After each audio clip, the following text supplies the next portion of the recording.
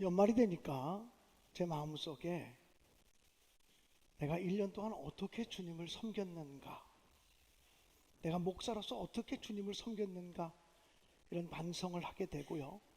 또 앞으로 나는 주님을 어떻게 섬길 것인가, 어떻게 주님을 더 섬길 것인가라고 하는 것에 대한 기도가 생기게 됩니다.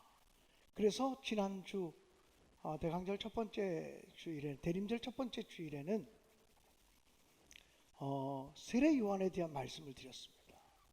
세례 요한은 내 뒤에 오시는 분은 나보다 크신 분입니다. 나는 그분의 신발끈을 풀기도 감당하지 못할 사람입니다. 그는 흥하여야 하겠고 나는 쇠하여야 할 것입니다. 나는 그저 광야에서 외치는 자의 소리입니다. 나를 주목하지 마세요. 내 뒤에 오시는 예수님을 주목하세요. 이렇게 외쳤던 세례 요한의 모습으로 우리가 주님을 섬기고 있는가 돌아봤으면 좋겠고요. 오늘 또 한 사람 소개하면서 도전받고 싶은 인물이 있는데 바로 바나바라고 하는 사람입니다. 이 바나바라고 하는 사람의 본래 이름은 요셉이라고 하는 이름이었습니다. 요셉이라고 하는 이름을 가진 사람이었는데 얼마나 그 사람이 다른 사람을 잘 위로해 주는 사람이었던지 초대교회 사도들이 저 사람은 위로의 아들이야, 위로의 아들이야, 그래서 바나바라고 하는 이름을 별명으로 붙여주었습니다. 그래서 이 바나바는 그 다음에 요셉이라는 이름으로 성경에 등장하지 않고 사도들이 붙여준 별명, 위로의 사람, 위로의 아들이라고 하는 뜻을 가진 바나바로 기록되고 불림받게 되었습니다. 사랑하는 여러분, 한 해 동안 위로의 사람으로 살아오셨나요? 내가 나타나면 나를 만나는 모든 사람들이 나 때문에 위로받고 나 때문에 용기를 얻고 나 때문에 힘이 생기고 위로의 사람으로 정말 사셨습니까? 아니면 한 해를 살면서 내 말 한마디, 내 사나운 표정, 나의 거친 행동, 이런 것 때문에 혹시 다른 사람들의 마음에 상처를 주고 아픔을 주고 그런 삶을 살지는 않으셨는지요? 오늘 당회 및 구역회를 여는 주일인데 담임 목사님과 몇몇 교역자들을 제외하고는 모두가 다 봉급을 받지 않고 봉사하며 충성하고 헌신해서 교회를 세워가고 있는 거예요. 주방에서 일하는 분도 그렇고 안내위원으로, 헌금위원으로, 차량봉사위원으로, 전도대원으로 섬기는 모든 분들이 자신의 헌신과 수고를 통해서 일하는 거야. 이유가 어쨌든 간에 그들이 수고하고 헌신하고 시간과 물질과 재능을 다 들여서 충성했는데 그들의 마음속에 상처를 주거나 아픔을 주는 삶을 살지는 않으셨는지요?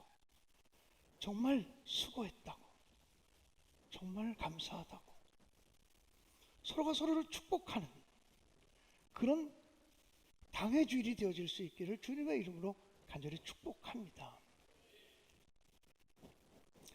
바나바라고 하는 사람에 대해서 성경은 몇 가지 에피소드를 우리에게 전해주고 있습니다. 이 바나바라고 하는 사람은 사도행전 4장, 오늘 읽었던 성경 본문의 내용이 성경이 기록하고 있는 바나바에 대한 첫 번째 에피소드입니다. 바나바는 자기의 밭을 팔아서 하나님의 교회에 바쳤던 사람이라고 성경은 기록하고 있습니다. 초대교회가 누구든지 자기의 물건을 자기 것이라고 하지 아니하고 모든 사람들이 교회에 내놓고 공동으로 사용해서 부족한 사람들이 없이 다 넉넉하게 살았다고 성경은 기록하고 있습니다. 그렇게 초대교회가 자발적으로 하나님께 헌신하고 봉사하고 하는 사람들에 의해서 사랑의 공동체를 만들어내었는데 이렇게 사랑의 공동체를 만들어내는 일을 위해서 가장 먼저 헌신하고 가장 뚜렷하게 헌신한 사람이 있다면 그가 바로 바나바였습니다. 자기의 밭을 팔아 사도들의 발 앞에 두니라 그랬습니다. 그것을 보고서 셈이 나서, 바나바가 칭찬받는 모습을 보고 셈이 나서 나도 팔아서 바쳐야지. 그리고 팔아서 바치려고 하니까 아까워서 반쯤은 숨겨놓고 반만 바치면서 다 바쳤습니다. 그랬다가 하나님을 속이고 성령을 속인 사람이 돼서 죽음으로 심판을 받은 사람의 이야기도 사도행전에 기록되어 있어요. 누구입니까? 아나니아와 삽비라 부부입니다. 저는 성경에 나오는 죽음 가운데 가장 억울한 죽음이 아나니아와 삽비라라고 생각해요. 차라리 안 바쳤으면 괜찮았을 텐데, 인정은 받고 싶고 칭찬은 받고 싶어서 하나님께 헌신한다고 했는데 속였단 말이에요. 하나님을 속였단 말이에요.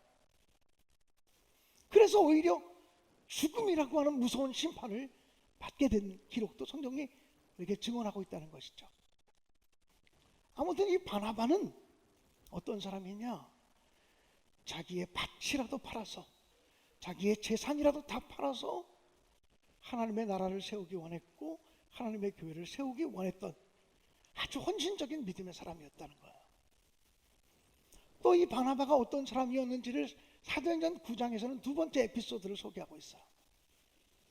사도행전 9장을 보면 제일 먼저 누가 등장하냐면 율법에 대해서 대단히 열심히 있었던 사울이라고 하는 청년이 등장합니다. 이 사울이라는 청년이 대제사장의 허락을 받아가지고 다메섹으로 흩어진 기독교인들을 붙잡아다가 옥에 가두기 위해서, 예수 믿는 사람들을 붙잡기 위해서 다메섹으로 쫓아가고 있었습니다. 그런데 이 사울이라는 청년은 다메섹으로 가다가 부활하신 주님을 만나게 되었고 부활하신 주님의 음성을 듣게 되었습니다. 부활하신 주님의 음성을 듣고 나서는 예수님을 핍박하던 사람에서 예수님을 증거하는 사람으로 삶이 180도 변화되게 되었어요. 그런데 문제는 그렇게 많이 예수 믿는 사람들을 붙잡아다가 매질하고 투옥시키고 죽이기도 하고, 스데반 집사가 순교하는데 가장 먼저 앞장서서 돌 던지는 일에 앞장섰던 사람이 사울이라고 하는 청년이었거든요. 그가 부활하신 주님을 만나서 회심하고 변화되었지만 그를 믿어주는 사람은 아무도 없었습니다. 연기하는 줄 몰라, 저거 연극일 거야, 다 그렇게 봤습니다. 사도행전 9장에 보면 이 바나바가 사울을 데리고 사도들 앞으로 갑니다. 그리고 12명의 사도들도 이 사울의 회심을 믿어주지 않을 때, 이 사람 진짜 변화되었어요, 이 사람 진짜 회개한 사람이에요, 이 사람 진짜 하나님 뜻대로 살기 원하는 사람이에요, 이 사람 진짜 순종하기 원하는 사람이에요, 이제는 목숨을 걸고 하나님의 영광을 위해 살겠다고 헌신한 사람이에요 하고, 이 사울이라는 청년을 데리고 사도들 앞에 가서 소개해주고 제일 먼저 인정해준 사람이 바나바였다는 거예요.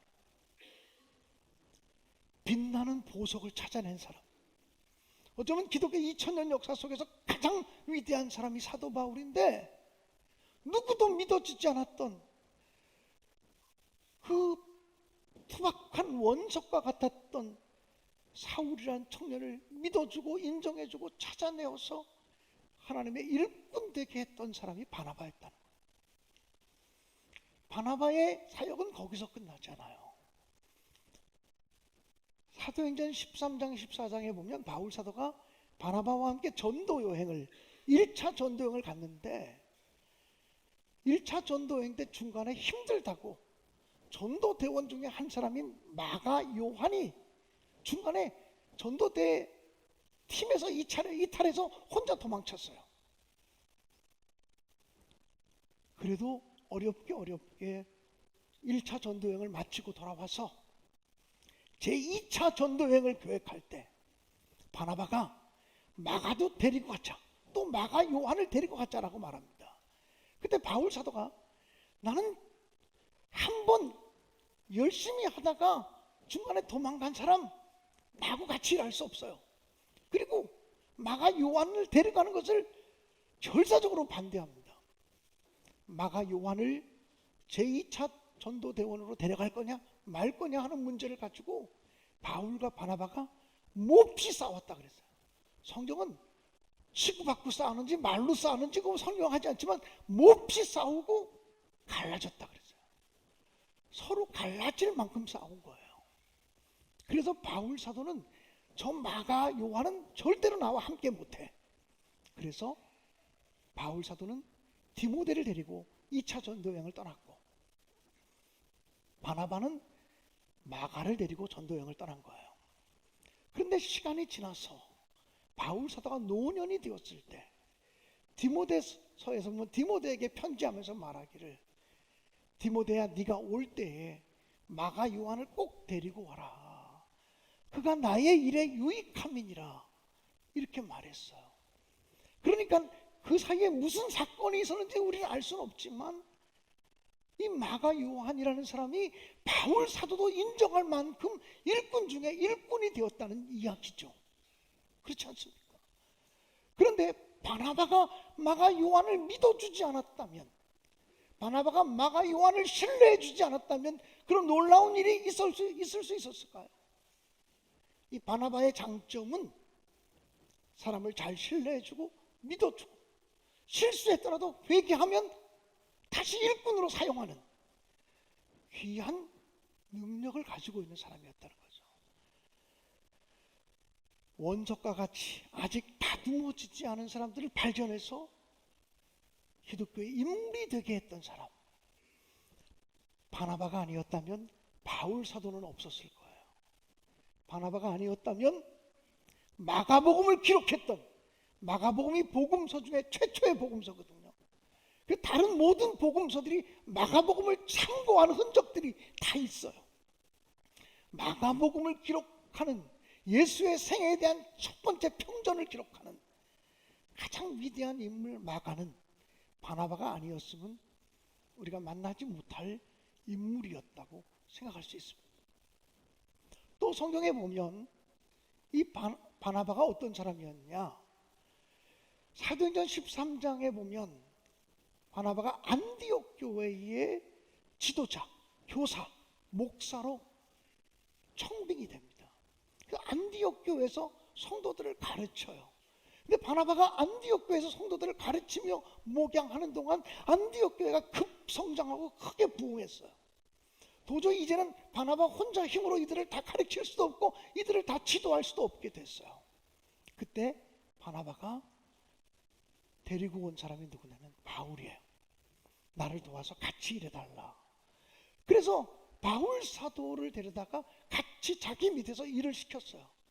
다시 말하면 오늘날로 표현대로 하면 바나바가 담임 목사고 바울 사도가 부목사쯤 됐을 거예요. 그런데 1차 전도여행 같이 떠날 때만 해도 바나바가 전도대원의 대장이고 핵심이었어요. 바울 사도가 그 바나바를 돕는 사람이었어요. 시간이 점점 지나면서 바울 사도가 역사의 전면에 등장하고 바나바는 바울을 돕는 사람으로 등장해요. 여러분, 이게 인간 세상 속에서 쉬운 일이 아니에요. 내가 전도한 사람이 나보다 앞서갈 때 우리들의 마음은 끌어내리고 싶은 마음이 들어요. 그래도 내가 저 사람보다는 앞서가야지, 이런 마음이 우리 마음속에 다 존재하고 있는 거예요. 바나바가 어떤 사람입니까? 하나님이 나를 주인공으로 세워주실 때도 충성하지만 하나님이 나를 조연으로 쓰실 때도 나는 성실하게 충성한다, 이런 다짐을 가지고 주님을 섬겼던 사람이 바나바라고 얘기할 수 있어요.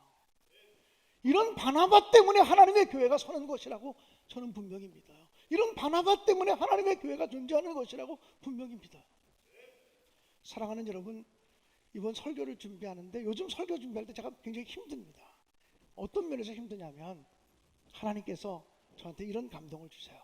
김 목사야, 너의 목회 여정이 길게 잡아도 6년밖에 이제 안 남지 않았느냐. 이제는 성경 얘기도 해야 되지만 바나바가 성경에 이랬다를 얘기하지 말고 네가 그렇게 살았는지 증언해 주면 좋겠다. 성경 말씀대로 살았는지를 증언해 주면 좋겠다. 성경이 이렇게 얘기한다는 것은 성경을 연구하는 사람은 누구나 얘기할 수 있는 거지만 너는 목사 아니냐. 그러니 목사로서 네가 바나바처럼 살았는지 안 살았는지를 고백적인 언어를 가지고 설교했으면 좋겠다. 하나님이 저에게 그런 도전과 다짐을 주시는 것 같아요. 제가 부흥회를 나가서 설교하게 되면 제 고백적인 간증이 담긴 고백적인 설교를 많이 하거든요. 그러면 그 교회 부흥회가 끝나고 나면 어느 교회든지 장로님들이 그런 얘기를 해요. 이번에 오신 부흥 강사님은 자기 고백적인 설교를 하셔서 자기 설교를 해주셔서 너무 우리가 은혜 받았습니다. 남의 얘기하지 않고 자기 설교를 해주셔서 은혜 받았습니다. 이렇게 고백을 해요. 부끄럽지만 하나님 앞에 내 지나온 삶의 목표 여정이 자랑이 되지 않기를 바라는 조심스러운 마음을 가지고 하나님이 내게 임하신 일들을 간증하곤 하거든요. 오늘도 설교를 준비하는데 하나님이 그런 감동을 주시는 것 같았어요. 그래서 아주 결론적인 이야기들 몇 가지만 나누고 싶은 생각이 들었어요. 제가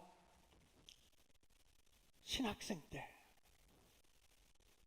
전도사로 처음 사역을 나가야 되는 시점에 교회를 선정할 때 등록금 대주는 교회, 교통비 대준다는 교회를 선택하지 않았어요. 등록비 대줄 수 없다 그러고 교통비 줄 수 없다는 교회를 선택해서 갔어요. 그게 하나님의 뜻이라고 그때 판단했기 때문이에요. 제가 의정부에서 담임 목회를 하다가 서울로 부목사를 나오게 될 때 월급을 많이 주는 교회와 적게 주는 교회 두 교회가 저를 오라고 초빙을 했어요. 거의 두 교회의 월급 차이는 2배 차이였어요.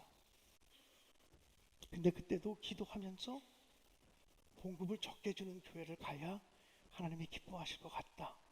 이런 판단을 가지고 봉급을 턱도 없이 적게 주는 교회를 선택해서 가서 부목사 생활을 했어요.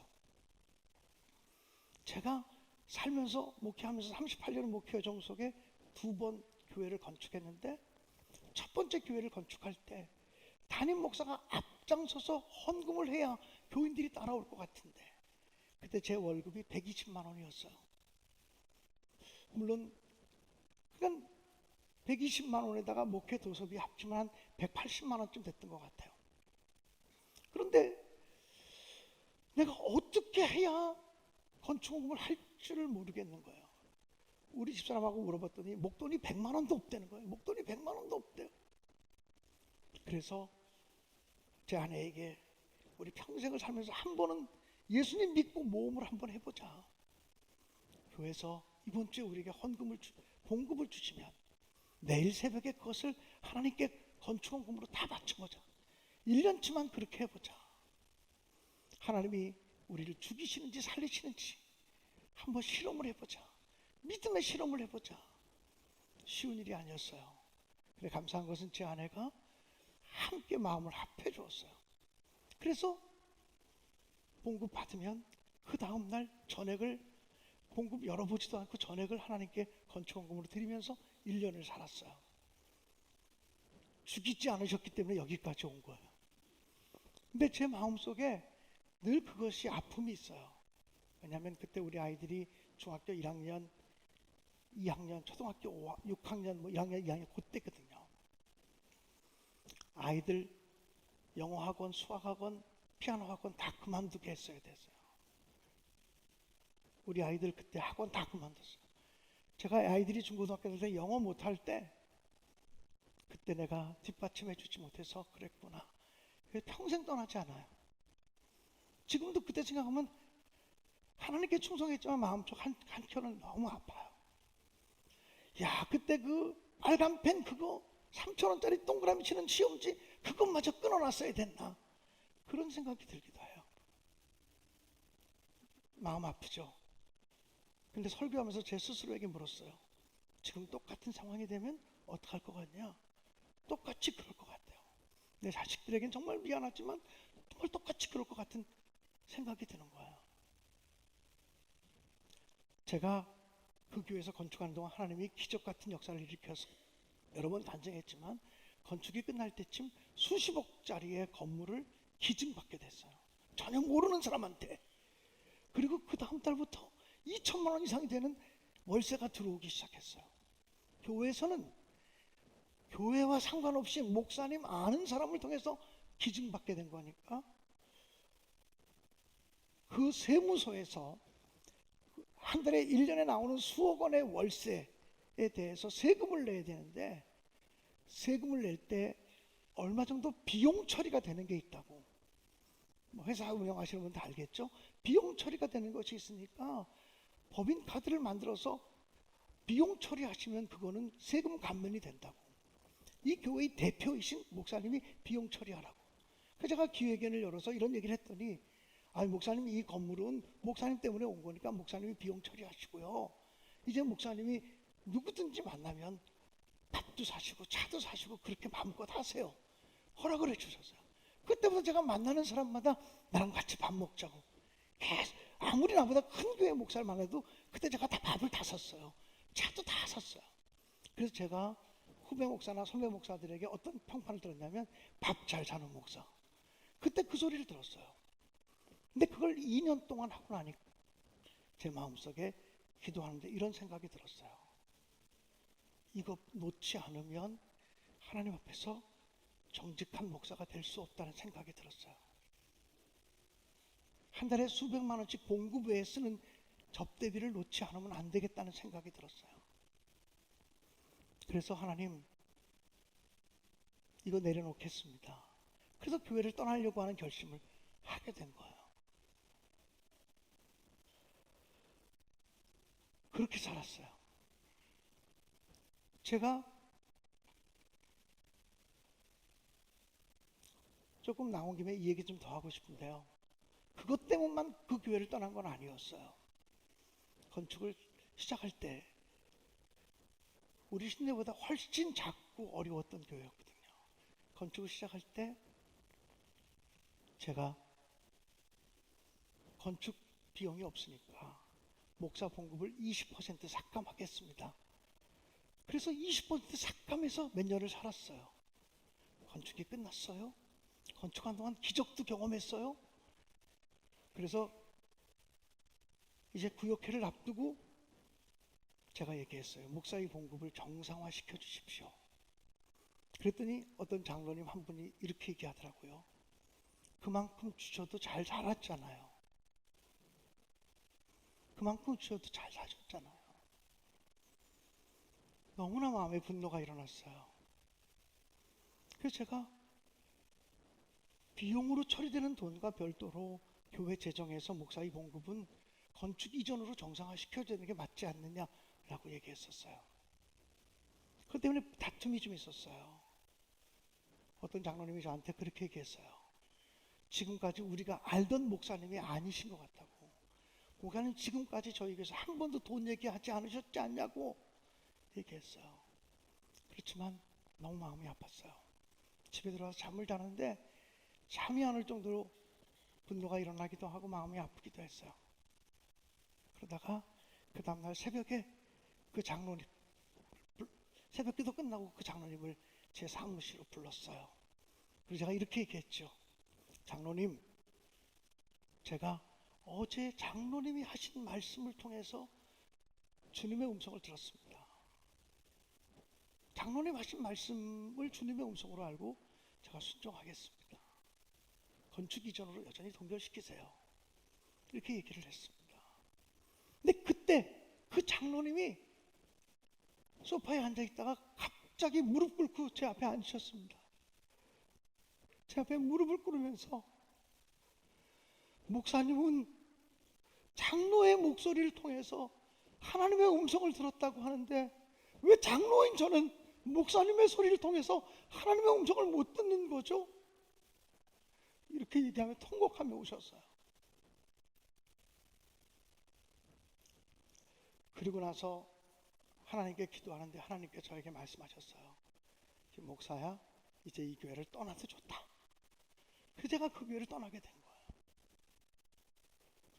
저는 이 교회 14년 전에 와서 이 교회를 건축할 때 보상금을 받으면 이 땅을 사고 나면 아무것도 할 돈이 없는 상태였다고 판단을 했어요. 어떻게 교회를 건축하냐고 우리 기획위원들 장로들과 상의했더니 땅만 사고 텐트 치고 예배드리자는 얘기하시는 분이 있었어요. 땅만 사고 텐트 치고 예배드렸으면 우리 교회가 어떻게 됐을까요? 지금 조금 시간이 지나니까 목사님 땅 사고 조리집 건물 하나 지읍시다, 그렇게 얘기했어요. 조금 더 지나니까 목사님 땅 사고 단층으로 300평 정도 예배드리고 건축합시다. 우리의 논의는 거기에서부터 시작됐어요. 그때 우리가 용기를 갖지 않았다면, 믿음으로 도전하지 않았다면 오늘과 같은 역사는 만들어지지 않았다고 저는 생각을 해요. 당회를 하면서 결산해 보니까 빚이 줄었더라고요. 이제 금년 한 해 이제 원금 상환한 게 있어서 빚 규모가 줄었더라고요. 전체적으로 계산해 보니까 줄었더라고요. 제가 교회를 건축할 때 하나님께 이렇게 기도했어요.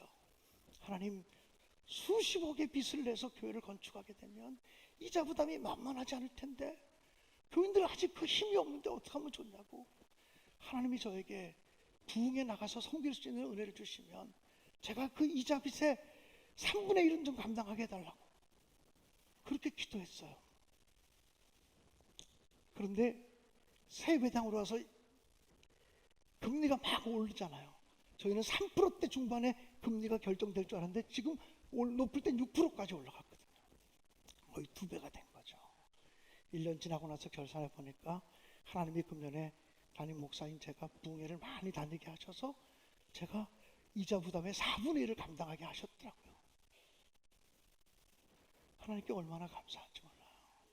저는 이 교회에서 목회하는 동안 그렇게 목회할 거예요. 누가 뭐래도 그렇게 목회할 거고, 제가 우리 친구들하고 이런 얘기 많이 해요. 목사가 70의 정년인데 69세쯤 되면 육구 마귀가 드는 것 같다. 69세가 되면 탐욕스러운 마귀가 들어오는 것 같다. 우리 육구 마귀가 들어오지 않도록 잘 경계하자. 제가 그리고 우리 장로님들에게 그런 얘기 여러 번 했어요. 여러분의 담임 목사도 사람이니까 육구 마귀가 들어올 수 있으니까 여러분의 담임 목사가 육구 마귀가 들어오지 않도록 기도해 달라고 그렇게 여러 번 얘기했어요. 저는요, 이 바나바라에 대한 설교를 준비하면서 신학생 때도 부목사 때도 담임 목사 때도 우리 신대교회 와서도 하나님께 모든 것을 드릴 수 있다면 드리겠다는 헌신을 가지고 살았어요. 앞으로도 그렇게 살 거예요. 그런 헌신을 통해서 하나님의 교회가 세워지는 거예요. 첫 번째 교회를 세울 때 그 교회는 이 교회보다 더 작은 교회라 도저히 건축할 수 없는 교회였어요. 그런데 그 교회 장로님 중에 제일 가난한 장로, 제일 가난해서 정말 가난한 장로님 한 분이 자기 집을 파셨어요. 그리고 월세집을 얻어서 들어가시고 그 돈을 교회 바침으로 교회가 세워진 거예요. 하나님의 교회는 이렇게 세워지더라고요. 헌신하는 사람을 통해서. 하나님의 교회는 희생하는 사람을 통해서 세워지더라고요.